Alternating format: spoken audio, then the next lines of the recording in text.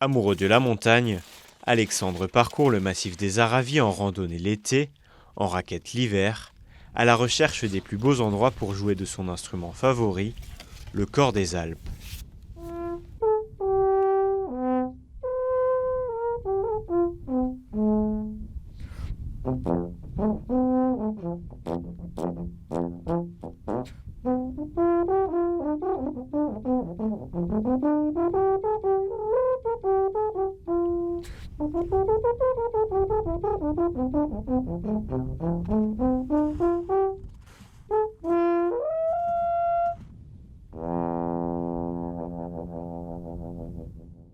Là, t'as la plus belle scène du monde là devant toi. Je sais pas si j'ai la plus belle, mais en tout cas j'ai une des plus belles, ouais, ça c'est sûr et certain. Ouais. Le plus souvent, c'est sur les hauteurs de Manigot qu'il puise son inspiration. Ah, là on a un panorama de dingue quoi.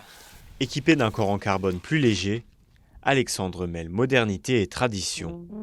Je pense que comme tous les instruments de musique, il faut pas oublier d'où ça vient, il faut pas oublier la manière traditionnelle de jouer, la manière classique de jouer, et c'est justement ces manières classiques et traditionnelles qui vont nous emmener vers les musiques plus modernes. Des fois les musiques elles sont plutôt jazzy, reggae, électro, et puis à d'autres moments elles sont plutôt traditionnelles, voire très traditionnelles. Classique, voilà, c'est vraiment l'inspiration du moment et c'est ça qui m'importe.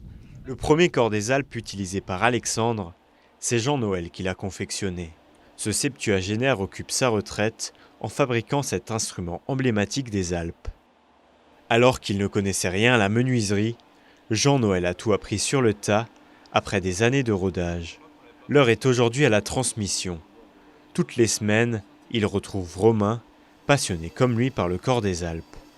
Attentif, le jeune menuisier boit les paroles de son mentor et applique à la lettre ses conseils. J'ai vraiment découvert Jean Noël comme un artiste et dans la minutie, parce que lui n'est pas menuisier à l'origine, mais très passionné de ce qu'il faisait dans le bois. Et il m'a transmis un peu cette flamme justement de la précision au niveau du bois, et d'avoir quelqu'un qui m'épaule justement, qui a déjà tout ce savoir-faire, c'est, je pense, important pour faire des bons corps des Alpes après. Romain se dit chanceux d'être épaulé par une personne aussi minutieuse que Jean Noël. La fabrication d'un corps en bois prend une centaine d'heures. Ça n'est pas pour rien que chaque geste est optimisé. Bien sûr qu'il y a du Jean Noël là-dedans, parce qu'il m'a montré un peu des techniques de comment se positionner, surtout dans la position pour tailler le corps des Alpes. Après, c'est ma formation aussi de menuisier qui fait que j'ai déjà des gestes techniques de comment se positionner, dans quel sens attaquer le bois. S'il s'inspire beaucoup de son professeur, Romain cherche aussi à élaborer de nouvelles techniques. Une philosophie de travail défendue par Jean Noël. Là, je vous l'ai bien dit, moi je t'ai donné une méthode de fabrication pour arriver à un résultat. Si tu trouves un autre chemin pour y arriver, il faut l'essayer. Il faut toujours essayer des choses nouvelles. Si ça améliore, tant mieux. Si ça détériore, on arrête l'expérience. D'ici quelques semaines, Romain sera pleinement autonome et deviendra l'un des rares menuisiers à confectionner et vendre lui-même le cor des Alpes traditionnel.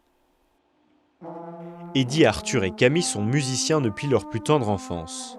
Cela fait 4 ans qu'ils forment un ensemble musical de cor des Alpes sous la houlette de Lionel, leur professeur. Il est l'un des rares chefs d'orchestre à enseigner la pratique du cor des Alpes en Pays de Savoie. Il faut dire que c'est un instrument peu répandu et plutôt compliqué à jouer. Alors ça, ils le savent pas, mais je leur dis pas. Mais c'est vrai que c'est pas si simple. Oui, tout à fait. C'est un instrument qui se fait qu'avec l'oreille en fait, et la respiration et les lèvres qui font toutes les notes en fait de la gamme, qui est pas complète, qui est une gamme naturelle en fait. Du coup, ouais, c'est vraiment pas facile à appréhender au départ en tous les cas. La difficulté, ces 3 élèves ne la ressentent pas. Ils jouent avant tout par plaisir, camaraderie et un brin de fierté. C'est un peu dans la tradition, c'est dans les montagnes, quoi. Avant, on en jouait pour transmettre des messages à travers les montagnes, et de perpétuer cette tradition, c'est vraiment une fierté, ouais.